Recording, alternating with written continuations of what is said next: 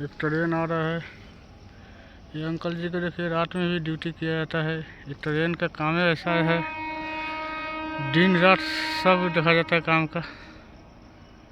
Railway line में बहुत मेहनत काम है भाई। सब कहता है कि भाई रेलवे लाइन का काम अच्छा होता है, लेकिन बड़ी बुरा भी होता है। इनको देखिए, रात भर में जाएंगे, कहाँ से कहाँ जाएंगे रात में, अकेला अकेला।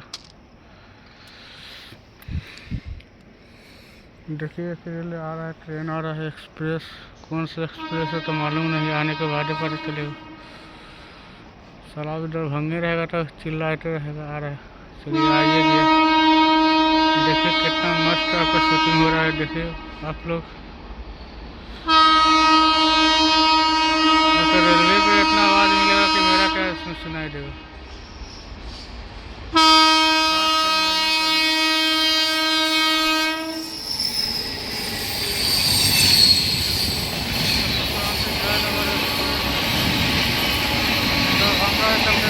जा रहा है, शादी है।